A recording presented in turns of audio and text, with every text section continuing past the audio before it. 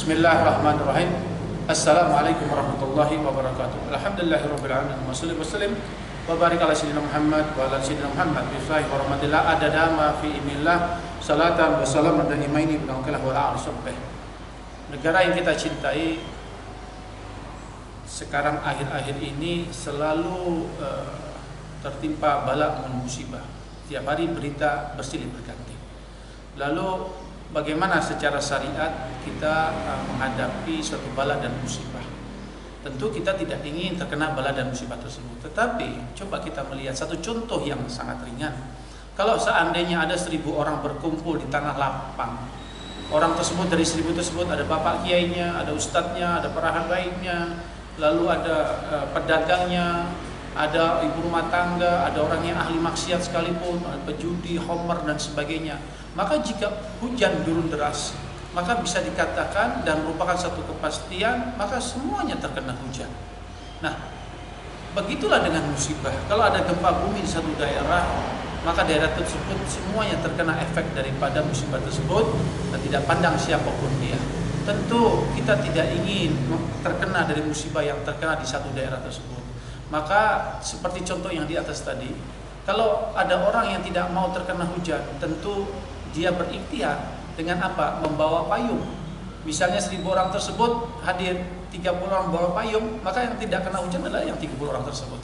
Nah, begitu pula dengan syariat mengatur. Kalau misalnya ada musibah-musibah terjadi, maka Kanjeng Nabi mengajarkan kepada kita pun berikhtiar, yaitu apa? Seperti peribahasa mengungkapkan sedia payung sebelum hujan. Apa yang payung kita? Ad-doa silahul mu'min, yaitu doa itu adalah senjatanya orang mukmin. Mari sama-sama kita mengamalkan doa-doa yang disyariatkan sehingga kalau ada musibah yang turun kita tidak terkena daripada bahaya daripada musibah tersebut. Tidak lain tidak bukan diambil di kitab Syahrul Ainiyah, ya, yang disusun oleh yaitu Imam besar Al-Alamah, yaitu Habib Ahmad bin Zain Al-Alwi Al-Habsyi. Beliau murid daripada Habib Tol Haddad Sohibul Ratib, di mana di sini disebutkan wa ta'ammali fi ayatil kifayati sab'in fa innaha mustamilatun ala haqiqatit tawakkul waridha, di mana disebutkan ada 7 ayat dalam kitab suci Al-Qur'an yang mengandung makna hakikat dari tawakal kepada Allah dan ridha kepada Allah Subhanahu wa taala. Di mana ayat tersebut nanti di akhir akan dibacakan dalam susunannya.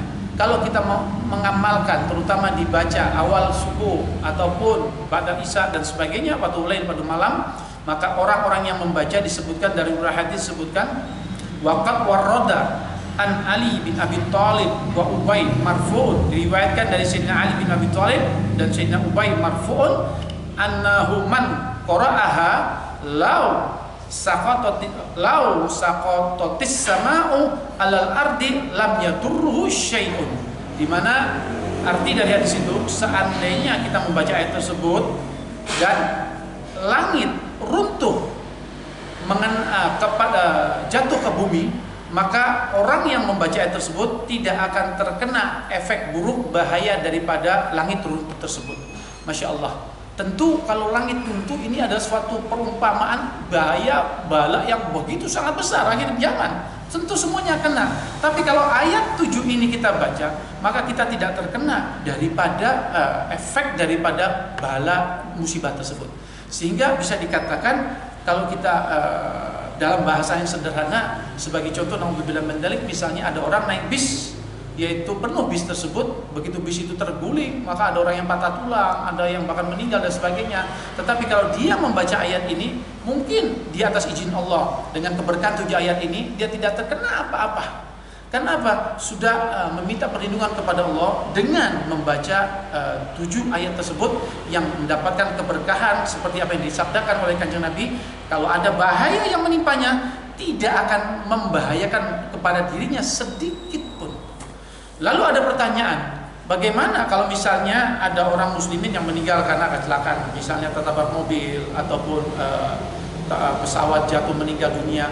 Maka disebutkan oleh para ulama, kalau memang Allah sudah menghendaki dia tercelaka seperti itu atau akhir hidupnya seperti itu, maka dia pada hari itu dilupakan oleh Allah untuk tidak membaca doa-doa perlindungan seperti yang salah satu diantaranya adalah ayat kifayah. Maka dari itu, untuk menghadapi situasi yang tidak menentu ini, banyaknya bala dan musibah, hendaknya kita setiap hari membaca ayat tersebut, di mana kalau kita dawamkan, insya Allah tidak memakan waktu yang lama, terutama badal sholat subuh ataupun badal sholat maghrib ataupun badal sholat maghrib. Di mana ayat tersebut, Bismillahirrahmanirrahim, Qul la yusibana illa ma kataballahu lana wa maulana wa 'alallahi falyatawakkalul mu'minun. Yang pertama adalah surat At-Taubah ayat 51. Yang kedua, wa yamsakullahu bidurin fala kashifa lahu illa huwa wa yuridka bi khairin fala radda li fatihi yusibu bihi may yasha'u min ibadihi wa huwal ghafurur rahim. Yang kedua ayat surat Yunus 107. Yang ketiga, wa ma min dabatin fil ardi illa Allahi rizquha wa ya'lamu mustaqarraha wa mustaudaha kullun fi kitabim mubin. Yang ketiga, surat Hud ayat yang nomor 6. Yang keempat, inni tawakkaltu 'alallahi rabbi wa rabbikum ma min dabatin illa huwa akhizun binasiyatiha inna rabbi ala siratin mustaqim, yaitu di surat Hud 56. Yang kelima, wa ka'ayyin min dabbatin la tahmilu rizqaha Allahu yarzuquha wa iyyakum wa huwas samiul alim, di surat Al-Ankabut ayat yang ke-60. Lalu yang berikutnya yang ke-6, ma yaftahullahu lin-nasi min rahmatin fala mumsika laha wa ma yumsik fala mursil lahu min ba'dihi wa huwal azizul hakim, surat Al-Fatir, yaitu ayat yang nomor 2. Yang ketujuh, wala in sa'altahum man khalaqas samawati wal arda la yakunullah qul afara'aytum ma ta'buduna min dunillahi in aradallahu bidurin hal hunna kasifatu durrihi aw aradani bi rahmatil hal hunna mumsikatu rahmatihi qul hasbiyallahu alaihi yatawakkalul mutawakkilun, surat Az-Zumar ayat yang 38. Lalu ditutup dengan membaca surat Yasin yang ayat 58, diulang 16 kali. Salamun qaulam mir rabbir rahim, salamun qaulam mir rabbir rahim, salamun qaulam mir rabbir rahim, sampai 16 kali. Nah, hadirin dimanapun berada, ini warisan yang sangat luar biasa dari Kanjeng Nabi besar Muhammad SAW.